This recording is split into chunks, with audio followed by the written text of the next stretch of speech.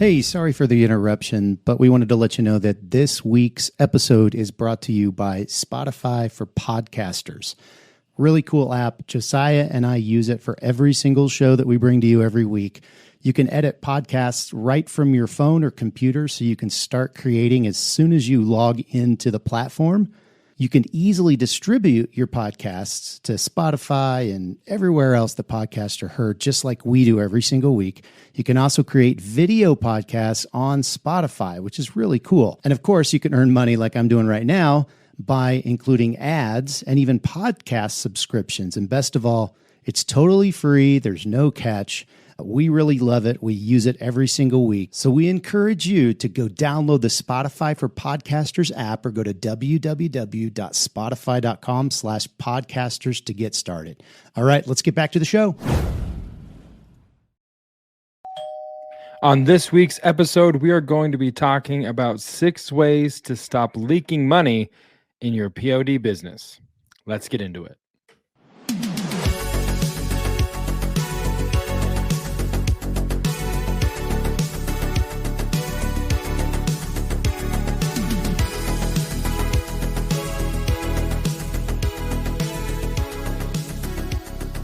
Hello, everybody. Welcome back to the Print on Demand Cast, your go-to content feed for all things entertainment, education, and print on demand. Before we get into anything else, of course, as always, whatever you're listening to this on, whether it's iTunes or Spotify, leave us a review. Thank you for subscribing. Share the episode. Share the content so that it gets to the people who need to see it. And as always, joining me in the co-captain position, Travis Ross from Make Your Mark Design. Travis, how the heck are you doing? I am kind of in pain actually right now. Right before, I don't know, an hour before we actually pressed record, I like threw out my back or did something weird and like, oh man, it just hurts. I just want to like lay down. You were like, hey, just, put the camera, lay down on the ground, put the camera, on you from above you. And I'm like, dude, it's on my laptop. I'd have to like hold the laptop above me, but I'm kind of trying something new. I'm going to stand here. So if you see me wiggle, if you're watching online, that's kind of why I'm probably massaging my lower back. But I'm in a little pain. I've took some ibuprofen and all that, but we'll see how this episode goes. I think we got a good one. We got some good stuff to get to, I think so. But yeah, I'm hurting a little bit this particular week, as the saying goes. Mm-hmm.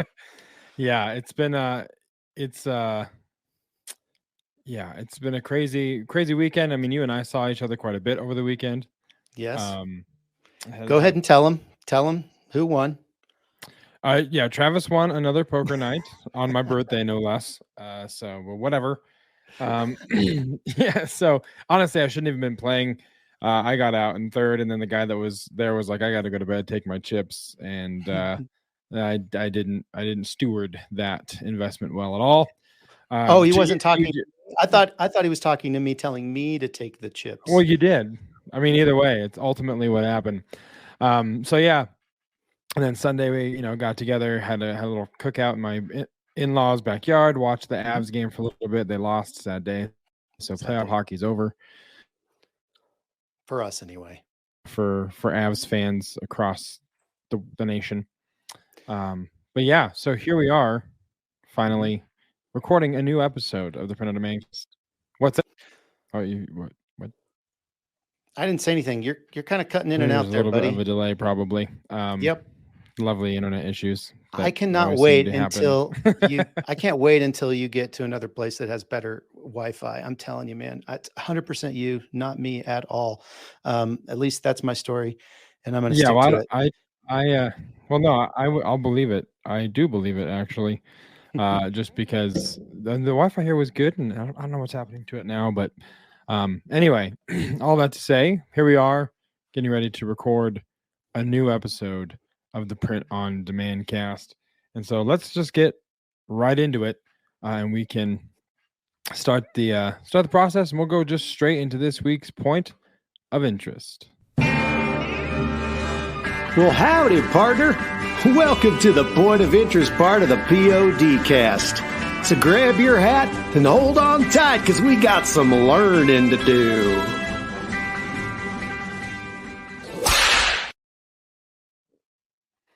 All right, so this week's point of interest, Kittl has an it's more AI. I feel like we did that a lot. Well, I mean, the whole episode last week was about AI, but Kittl has a new update, and it's an AI image generator. So, Travis, what's this all about?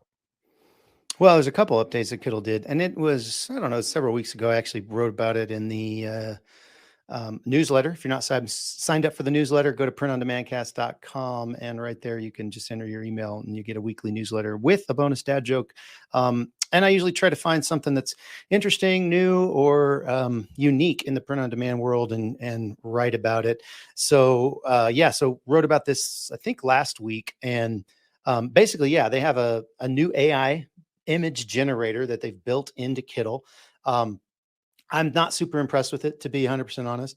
Now, part of that is probably, my lack of being able to prompt it correctly, but it really feels a lot like Canva's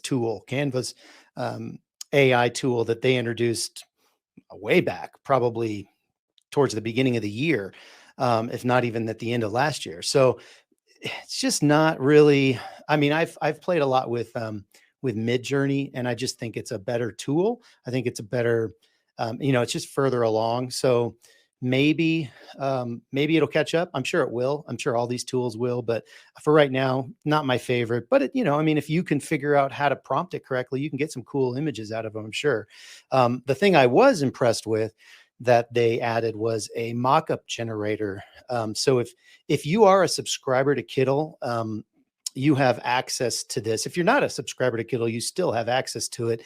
It's just not as robust as if you do have a subscription, but it's integrated into the design tool. So once you've selected which piece of art you want to use, and you go and you're editing it and you're doing all of that stuff and you complete your design, you can click the button at the top right I think it just says mockup. And then it opens up a whole new page. You get to place your image that you just were creating on a particular mockup. And like I said, if you have the free plan, you're limited in how many different mockups you can actually use. But they have t-shirts, wall art, coffee mugs, just a lot of different products there. And again, so they have it listed by category. And then if you are a subscriber, you have access to all of them. It's not as robust as a placeit.net, which has thousands of mockups, but it's a good start for Kittl. And it's like, if you already have a subscription to it, it's different than kind of your standard, what's the Printful mockups that everybody was using at the beginning. And, and even some of the Placeit mockups have gotten kind of used. So it's another fresh place to find some options for those, for your print on demand products. And it's built right into the design tool. So it makes it really easy to just kind of design, output mockup, output design, file, and then rinse and repeat over and over again. So that's Kittl. We do have a link if you'd like to check out Kittl or get some more information about it, or even subscribe. It's printondemandcast.com. Kittl, that is an affiliate link. We do get a kickback. Kittl is spelled Kittl. So it's printondemandcast.com/Kittl if you want to check that out. It's a cool tool, and they are continually upgrading and adding more content as well as more features. It's pretty dope. Awesome. Fantastic. So take advantage of that. Check it out. Again, like Travis said, if you want to use our affiliate link, of course, we get a little bit back on that. But either way, avail yourself of that if you're interested, and check it out. And just get used to AI doing more and more things that it's going to be everywhere here in no time. So, all right, let's go straight into this week's main event. Ladies and gentlemen, the main event.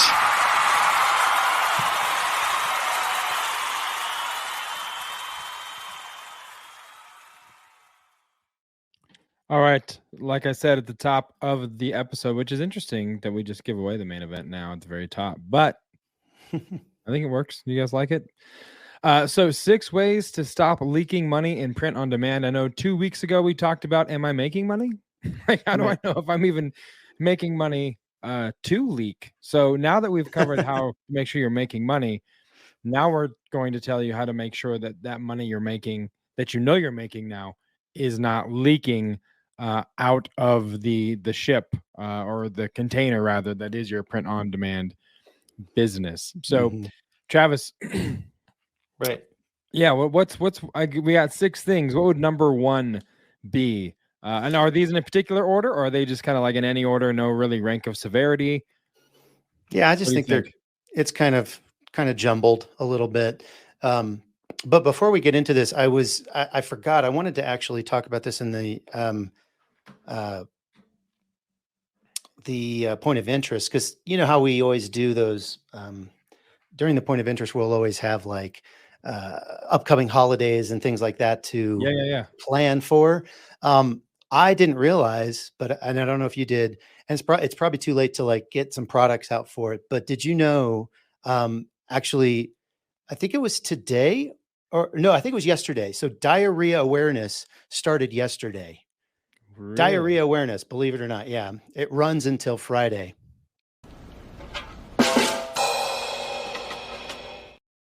Nice. There it is. The weekly dad joke. Yeah, I had to get that in there. Had to get it in there. So back on track. Enough poop talk. Runs until Friday. So stopping money from leaking, diarrhea and leaking. I guess there's a segue there. This segue brought to you by Metamucil. Minimizing returns is the first one, and there's a couple ways you can do a couple things you can do rather to really minimize those returns. We've talked about this before, but you need to make sure that your product is described correctly and clearly, so that there's no misunderstanding when the product gets into the customer's hands. Get detailed about the return policy. You need to specify that as well, because you might either you don't have a return policy right now, which is really dangerous, because then you're actually arbitrarily making things up on the customer's perception is you're just making that up because there's nothing in writing, even though you might have it in your head. Sizing charts, or no, go ahead. I was just going to say the return policy is also kind of channel dependent, because even though Amazon has a place, and we're talking about the seller central side, not the merch side, or the merch on demand side, but on the seller central side, they have a place where you can create your own return policy. But over the years, they've just completely decimated that to where we as the sellers have no control over that. And as you probably know, if you have bought anything on Amazon, it's pretty dang easy to return it. And they've passed that along to the merchants that sell there too. So even if you have a detailed return policy on Amazon, it might not even make any difference, just because of their site-wide return policy. Now on Etsy, it's totally different. You can actually say, I don't allow returns unless, there was damage, or unless there was a problem or something. And so, so it really kind of depends. But if you're on Shopify, it's your own site. Obviously, you can set it completely however you want. So being detailed about that will help you minimize those returns. And like you said, not be kind of arbitrary on, well, you can return that product, but the next customer, no, I don't feel like it, Sure. Yeah, totally. Another thing you can do also is offering a solid sizing chart, an accurate sizing chart. I think that's one thing too. In my experience, people a lot of the returns that I dealt with was, well, this didn't fit the way I expected it, or it shrank too much. And so the more details you can also offer in that, you'll minimize your returns. If you use models for your products, create a video with them wearing and moving in the product. It's one thing for people to see a static image, but if they are able to see people wearing it and see how it kind of moves and flows, because that'll be a factor too. And there is going to be, you and I know some people mutually who it's like nothing will be. They're just so particular about their t-shirts of all things. They're just like, it has to fit like this and feel like that, and then I want it to be like this. So granted, there's going to be some people that aren't going to be happy because they have unrealistic expectations. But again, you can manage and temper those expectations by working on these types of things, especially in the listing, Yeah. that will allow you to convey more of what they're actually going to be purchasing and what's going to be in their hands. hmm and if you have like, if you are doing this on your own, you've got a brand, you're on Shopify or you're, on WordPress or whatever, maybe you have a team. Um, if you can't do this on like Amazon and Etsy, but if you can, like you can have like a customer chat function that's potentially even live. I know a lot of times when I'm talking to some of my vendors and different things, there'll be a little question mark in the corner. I'll click that and it'll open up a chat and I can get answers to my questions in real time. Hey, where is this order? Or, Yeah. all of those kind of customer service type things will help minimize your returns. Again, we're talking about leaking money, and Yeah. returns are a big reason that you leak money over time. And so, the more things you can put in your listing, to Josiah's point, and then the more touch points you can have with customer service, the more, potentially even emails to the customer, making sure that, they're satisfied and whatnot, offering solutions. It can really save you a lot of money over time. The other thing that you can consider is just if they do want to return it, just allow them to keep it and refund them Sure. with questions asked, because you're going to probably end up paying for that shipping back to you. So it makes sense to just let them keep it and not pay for that and just refund them, and or redo the product and send it to them again. It's still better. I mean, particularly on print on demand, you're probably not going to sell that particular design on that color and that size for quite a while. Yeah. Unless you have a limited number of products, it might make sense to just let them keep it and send them a replacement. It might cost you less in the end. So consider all of those things when you're thinking about minimizing returns and not leaking money through having to pay for return shipping and all of those other things. Yeah. Yep, for sure. Another thing you can do as well, is make sure you're outsourcing administrative tasks. I think Yeah. Number there's two. number two, the difference between working on and working in the biz. You want to be working on the biz and not in the biz. And sometimes in order to do that, you have to outsource and empower people to do these things.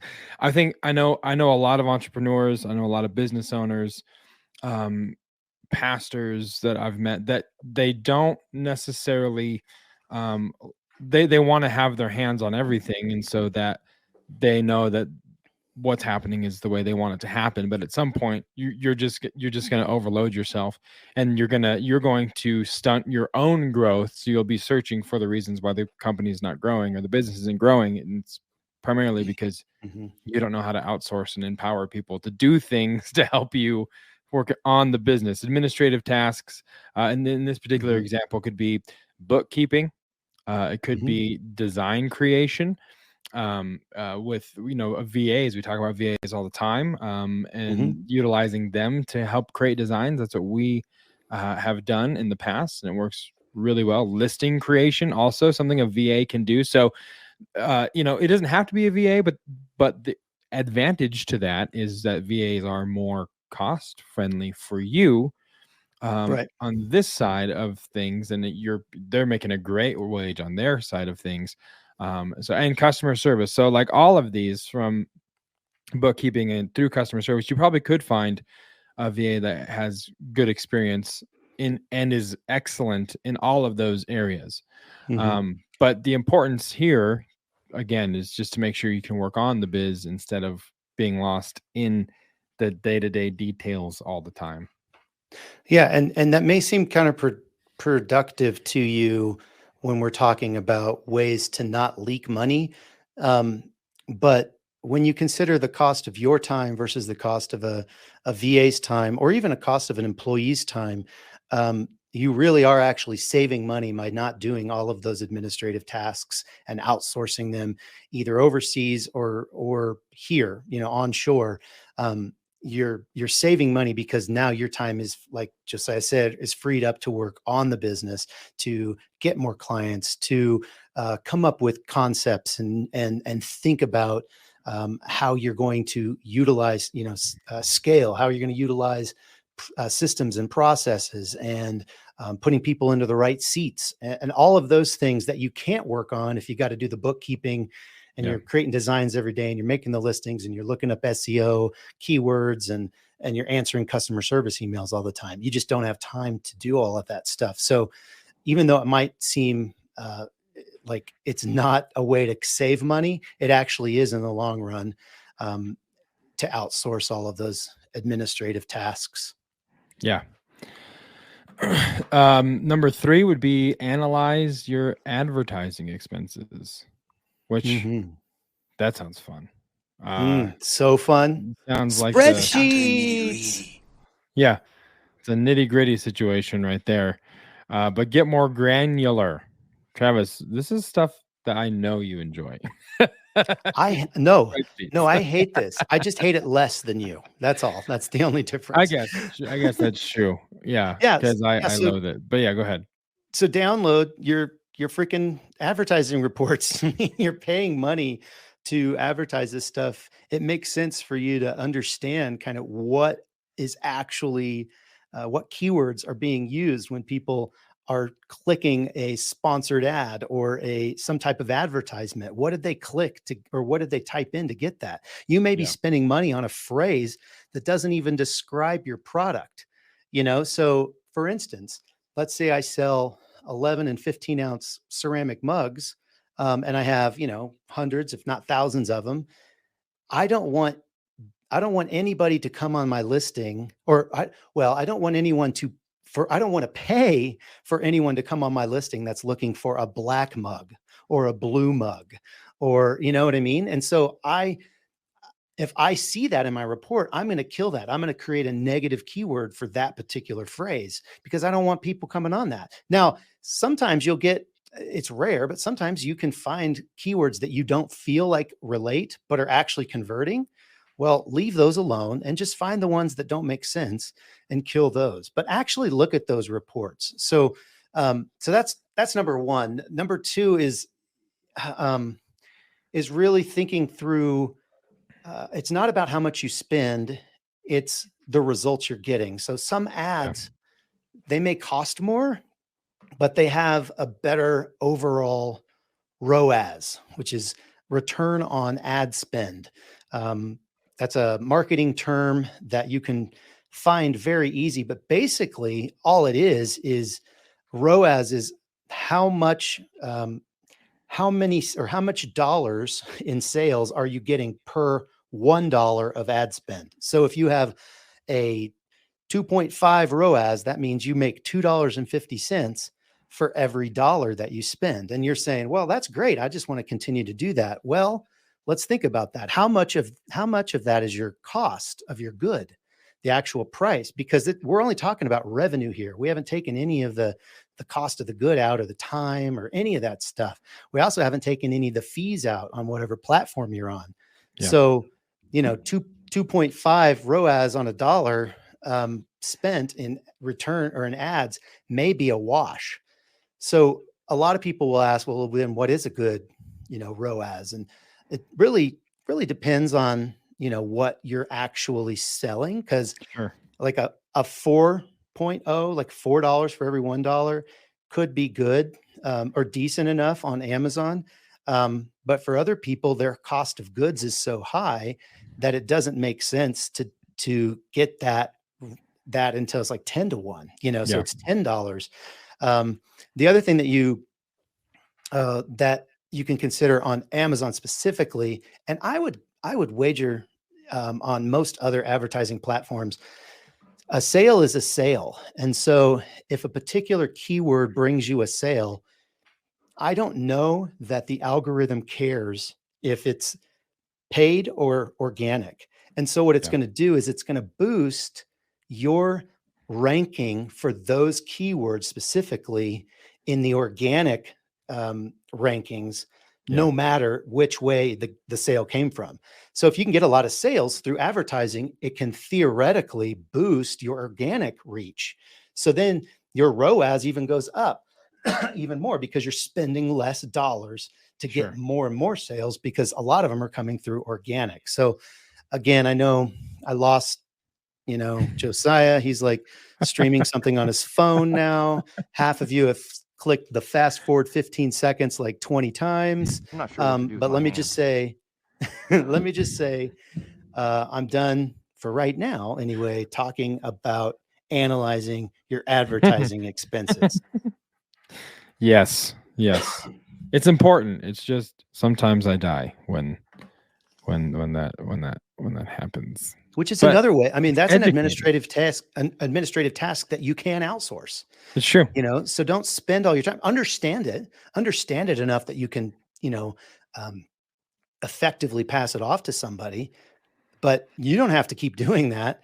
Have someone else look into that and figure some of that stuff out and create those negative keywords. And, maybe Google Shopping for your Shopify is more expensive, but you're getting killer return on it compared to your Amazon. Don't just keep doing Amazon because you want to be in all these different places. Shut off the Amazon and go over to Google Shopping and really pour your money into that. But you don't know that unless you actually, dig into that stuff and actually analyze those expenses. And that could be a way that you're leaking money. Very nice. How true. All right. Next one. Consider selling higher ticket items, which is everyone's favorite sound. But think about it. A $20 shirt versus a $60 wall art. You can sell a shirt for $20, wall art for $60. Same design, question mark? Probably. You probably could, utilize or maximize your assets. We talked about that with the Heat Press Nation folks, Jared, over there at Customizing Culture, which you guys, if you haven't listened to that, we did post it in the Facebook group, but you can search Customizing Culture, and we're going to have Jared on our show, hopefully very soon. But it was such a great time. Go listen to it. We talk about it then. Fun. Super fun, and I can't wait for him to get on our show so we can put him in the hot seat and make him answer all of the questions that he made us answer. Killing me, Smalls. So yeah, think about it. Use promotions or suggested items to raise average cart value. So that being said, and you guys see it all the time. I see it all the time. I fall for it all the time. If I'm going to buy a hat or a new Buffalo Bills hat or something of the like, there is something that says you're $15 away from free shipping, and shipping might be $7, but also another 15, so I can get the free shipping. But basically, you're just trying to get more kind of multi-line, to use a sales term. You're multi-lining, you're bundling. It's all about that. So, yeah, it's like, and it's very likely that you're not going to just spend $15 to get that free shipping because there's correct. Yeah. You're going to spend 20 or 25. Yeah. So that average cart value goes up, which is always great. And then the other thing is the cross sell, which Amazon does amazingly. So does, a lot of these e-commerce platforms. And basically all that means is like when you put something in your cart, they're like, it's suggested items. It's like, hey, here's a couple things that you might consider. A lot of people buy these things together. Wink, wink, nod, nod. And they're just trying to cross sell you and give Amazon you something. Well too. Yeah. They're trying to give you something that would enhance your purchase and up the average cart value for the platform. It makes a lot of sense. Yep. And then one other thing you can do kind of in the same vein is you can have a good, better, best philosophy or strategy with your products to actually upsell your customers. So we use this at Make Your Mark Design for our t-shirts. We have kind of that good, better, best, and people will be like, hey, I just want the cheapest t-shirt you got. Okay, well, that's fine. Here's that. But what about ring spun cotton? What about, the Bella Canvas brand or the Next Level brand, and this and that and the other thing. And all of a sudden they're spending more money because they're getting a better product. This can also lead to less returns. If you give somebody the best product, they're going to love it, compared to just an okay thing that, they got cheap and they're like, you know what? I didn't need this really. I'm just going to get it back. But they get that really nice thing and they're like, ooh, I really like it.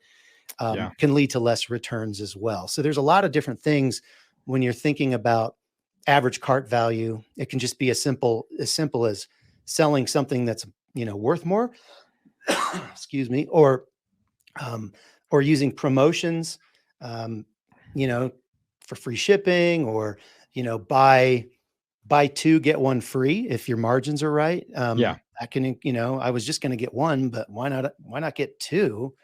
Because I'm going to get that third one free, and it may actually cost you less to produce three of them than it does one of them, who knows? So there's a lot of things like that, that can help you raise that average cart value and really, stop leaking money by selling the $20 t-shirt, over and over again. Give them something else. Give them something that's, better than just that they'll be willing to spend the money on. Yeah, for sure. And then the next one, what are we on? Number 5? Is this number 5? Number 5. Utilize automation. Which episode 140 last week was about AI and automation. So I don't know that we necessarily need to spend too much time on this one, just because we did speak on it so much for a whole entire. If you want to know the ins and outs, let's get down to the nitty gritty. When it comes to AI, then that's your episode right there. But here's some bullet points here. The more you automate, the more you can scale. It is kind of like that outsourcing part, but you're not going to be able to outsource everything that we mentioned in that first or second point, because as of right now, AI may not be able to do that. But image generation, we've covered that. I mean, creating designs. But basically, the more you can figure out how to automate, the easier it is for you to grow quickly, because you have a system in place that can grow because it's an automated system. And Travis, there's lots of softwares that can assist with this for sure. Sure. I mean, in a way, any software you get, I mean, even if you're just doing keyword research, that's kind of automating the keyword research and speeding it up for you. So, all of the, usual suspects like eRank and Merch Informer and Pretty Merch and all of those that are helping you kind of come up and find different, designs are great examples, as well as like, the mock-up generating tools. Takes a lot longer to, take the mock-up, put it into Photoshop and create the smart object and bend it all around and make sure it looks right, versus just going to placeit.net. Or we have a software called Bulk Mockup that can do that, can create hundreds of mockups. It's basically a Photoshop plugin that you pay for, and then it just We've gone through thousands over the last couple weeks, and we just keep adding more and more. Tate, my production manager, and my son, he actually logs in the at nighttime and will start another batch. He'll check on things and start another batch remotely.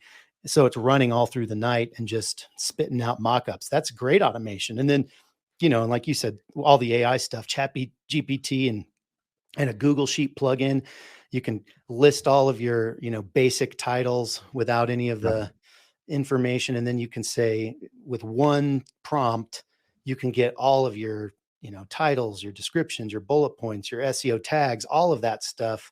Now you do want to trademark check some of that stuff, because they haven't figured out how to run it through the trademark search yet. That's probably coming in the future. And if you're out there and you do software, that would be great for print sellers for sure, myself included. But yeah, you can do hundreds of titles in a minute with that kind of setup. So anything that you can automate or use AI and automate is just going to help you scale faster. It really, it's kind of a no-brainer. And like you said, we spent a long time in episode 140 last week talking about different ways. I was actually writing a blog post for another magazine. I'm not sure if it's going to be online or in print, and it was all about like what automation is doing in print on demand. It was like I had all of this information. They wanted, I think 800 words. And I was like, oh, I could easily keep writing, but I'm done. Yeah. I don't even So- need to use ChatGPT for this one. That's how much I have to say. I'm not even going to use automation to talk about automation. I'm going to do it all myself. Totally. Which is awesome. And I did write it myself. I'm just, just making sure that everybody knows that when it finally comes out and we post about it in the Facebook group, people aren't going, yeah, right, Travis, you just used ChatGPT to write this whole freaking thing. Nope, not true. Wrote it myself. me, Smalls. All right, so the last one, number 6. How do we not have a drum roll sound effect? Is that no? It does. I'm just gonna sit here and just really drag it out, though. If you want to do that, Nope. by yourself. Anyway, so number 6 is product packaging and or shipping costs, and this is, of course, is going to be more specific to those who are producing or sending something out yourself, Right. as far as your home. But think about it. Is there a way? I know this is something that we did continually at What For Apparel. 100%. Was the, hey, is there a way we could be doing this, cut costs on the shipping? And by cut costs, figuring out a way to do that doesn't necessarily compromise, especially when you're talking about glassware, mugs, and drinkware and stuff like that. You don't necessarily want to compromise the integrity of the package to where it shows up broken all the time, but there might be cheaper solutions that allow you to still send the same product, but hey, do some shopping. Maybe there's some boxes that are the same but actually can be done cheaper. Is there a local guy in your area that can provide you with that same quality of a product, but they're not going to charge you that much, or you're saving on shipping because it's local and he can just drop it off to you? That kind of stuff are things that you can kind of start thinking through and kind of making sure that you're not unnecessarily spending money because you think it's the only option, or some salesman has convinced you that what they have is probably the best thing for you. Because if that's the case, I hate to inform you, but they're lying. They just want you to spend the money with them. They're just doing their job. But so yeah, that's one thing you can think of. And then, Travis, another tip for saving product and packaging would be. Well, one other thing, I was going to say something else about the packaging, because it can also go the other way where you're like, okay, I've got the rock bottom packaging and I know exactly, and how much it costs to do this package, and it's so cheap, but it takes way more time than something that, may be just a little more expensive. So you're saving man hours. Yeah. So the example for us is, we've been through so many, packaging options on coffee mugs. And I remember we finally found a box that was inexpensive, and we were using 3 pieces of bubble wrap and wrapping it up and putting it in the box. It fit great. It protected the product, for the most part, as much as you can package something that's going through the UPS system that's made of ceramic. Yeah. But we got all that down, and it was relatively cheap. And then we found out, that we could get in bulk, we could get those styrofoam shippers from Coastal Business, and we were able to get those at a really discounted rate, but it was still considerably more per unit than it was to do the other. But when we timed it, we were able to do 3 of those styrofoam shippers, like completely put in there, taped up, and put the label on it, versus 1 of the other. So really, we were paying 3 times as much for the quote unquote cheaper option. So don't be afraid to kind of test some of that stuff out. Because now, we didn't buy a whole pallet. We bit the we bit the bullet. Couldn't figure out my analogy there, but we bit the bullet and we spent more money on a smaller quantity of those styrofoam shippers just so we could test it. And know, okay, now we know that we're going to save a lot of money. This is how much we're going to save, because we even put the math to it. And then we ordered, a pallet or 2 of those so we could capitalize on the discount that we got by ordering in bulk. And we still are using those today, and it saves so much time. And what that means is that particular person who's doing that has time to do other things, to make other things, to package other things, to make money in other areas. So that's one thing. If you are doing this stuff on your own, you can find a way to package for less or find a way to save time in your packaging. Both ways will cause you to leak less money in that particular area. And then there's one other thing in the shipping. There is one other thing, and that is, can you get that? Wait, hold on. There is one other thing. Oh, look at you. Can you get that package under £1 to send first class? That's one thing I also remember us doing was like, hey, if it's under £1, let's just see how we can make that work. Now, of course, with some things, maybe not, only just because of wall art, maybe not. But there are ways that you can figure out how to, if you can, get it under £1 because you're going to be saving a lot of money as opposed to first class or priority. You'll be saving quite a bit there. And then checking other services too. Sometimes UPS ground can be, considerably less than, UPS priority mail. Might get there faster with priority mail, but if I'm going to save $10 and, it's going to be one day further out, I might, in fact, I probably will do that, so being willing to like go outside of the norms, maybe even potentially negotiating some rates with different carriers, trying to get the best rates. I know Pirate Ship is a very popular platform for people who don't maybe have enough product to need or to warrant like a ship station. And Pirate Ship has some really great rates, and I don't think it costs anything to use it. I could be wrong. I don't think there's a subscription though, but somebody will correct me, I'm sure, either in the comments or on the Facebook group. But yeah, so consider, all of those options when it comes to shipping, because again, you can save money and stop leaking it in your print on demand business. You don't want to leak it because it's no fun. It's no fun because eventually, by the time you realize it, it's not good. There's like stains, and you got to deal with, now you got to do laundry. It's not good. Yeah. And all of a sudden it's like, this just in, you are leaking money. And you don't want that. So, I think that's it, Travis. Anything else before we wrap this one up? And I can lay down on my back. You can lay down on your back. And we're just over 45 minutes, which is some kind of record for us here at the Print on Demand cast. Anything else before we wrap this one up? I think we said it all, man. So just stop leaking money, people. Figure out ways to stop leaking money, and hopefully this helped you. Yeah, no leaky. You don't want to do that. All right. So with that being said, thank you guys so much for joining us and listening as always. Join the Facebook group, printondemandcast.com/Facebook is where you can go. If you have any more tips, any other things that people might want to know, any insight that you could give on how to stop leaking money, it's welcome. Travis and I certainly don't think we're the experts in anything or everything in this show. We have experience, but we know that there's a lot of people out there who also have either more experience in general or more experience in specific things that like we're talking about today. So if you're one of those people, let's go. I want to hear from you. We need to hear from you. You can also find us on Instagram, printondemandcast.com/Instagram, and then /YouTube as well. So you can also go to printondemandcast.com. That's kind of like know more about the show, about Travis and I.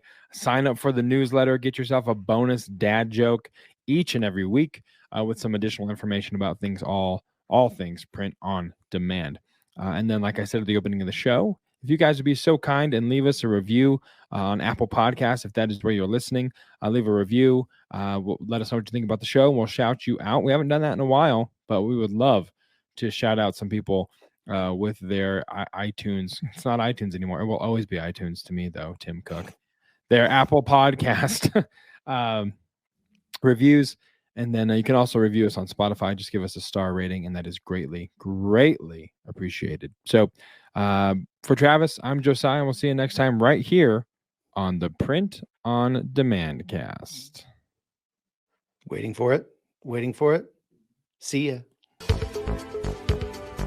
Hey, babe. Thanks for listening to this week's episode of the Print on Demand cast. We hope you enjoyed the Totally Tubular Show. If you got a question or a suggestion for the show, send Travis and Josiah an email at info@printondemandcast.com. Want to be wicked nice? Take a minute to rate and review the show on iTunes or wherever you get your podcast. And don't forget to subscribe now so you don't miss next week's episode. See you next time, for sure.